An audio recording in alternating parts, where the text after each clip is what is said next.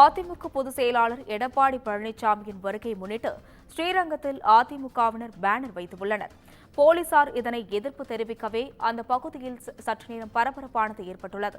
இதுகுறித்து கூடுதல் விவரங்களை வழங்குவதற்காக செய்தியாளர் கோவிந்தராஜன் இணைப்பில் உள்ளார். வணக்கம் கோவிந்தராஜன், இதுகுறித்த விவரங்களை பகிரலாம். அஸ்வினி, அதிமுக பொதுச் செயலாளர் எதிர்க்கட்சி தலைவர் எடப்பாடி பழனிசாமி தமிழகம் முழுவதும் அனைத்து தொகுதிகளிலும் சுற்றுப்பயணம் மேற்கொண்டு வருகிறார்.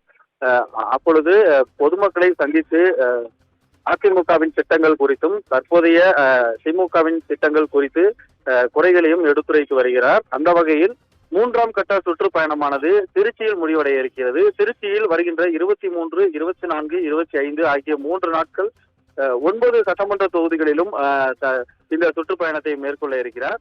அந்த எடப்பாடி பழனிசாமி வருகையை முன்னிட்டு ஸ்ரீரங்கம் ராஜகோபுரம் பகுதியிலிருந்து எடப்பாடி பழனிசாமி பேசக்கூடிய இடம் முழுவதுமாக அதிமுகவினர் பேனர் வைக்கும் பணியில் ஈடுபட்டிருக்கின்றனர்.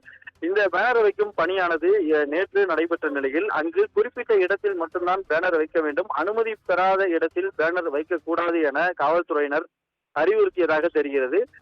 இந்நிலையில் இன்று அதிமுக முன்னாள் அமைச்சர்கள் பரஞ்சோதி, வளர்மதி, முன்னாள் கொறடா மனோகரன் உள்ளிட்ட நூற்றுக்கணக்கான அதிமுகவினர் ஸ்ரீரங்கம் காவல் நிலையத்திற்கு இன்று காலை குவிந்ததால் பரபரப்பு ஏற்பட்டது.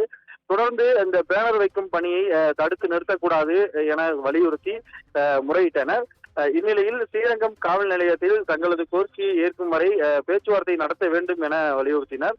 தொடர்ந்து ஸ்ரீரங்கம் உதவி ஆணையர் மற்றும் ஆய்வாளர் தொடர்ந்து அதிமுக முன்னாள் அமைச்சர்களிடம் பேச்சுவார்த்தையில் ஈடுபட்டிருக்கிறார். இந்த சம்பவத்திற்கு முன்னதாக ஸ்ரீரங்கம் காவல் நிலையம் முன்பு யாரும் நிற்கக்கூடாது, அனுமதி இல்லை என ஸ்ரீரங்கம் காவல் நிலைய ஆய்வாளர் கூறியதால் அதிமுகவினருக்கும் காவல்துறையினருக்கும் இடையே கடும் வாக்குவாதம் ஏற்பட்டது. தற்பொழுது இந்த பேனர் வைப்பது தொடர்பான பேச்சுவார்த்தை ஸ்ரீரங்கம் காவல் நிலைய உதவி ஆணையர் சீதாராமன் தலைமையில் நடைபெற்று வருகிறது. அஸ்வின், கூடுதல் விவரங்களுக்கு நன்றி கோவிந்தராஜ்.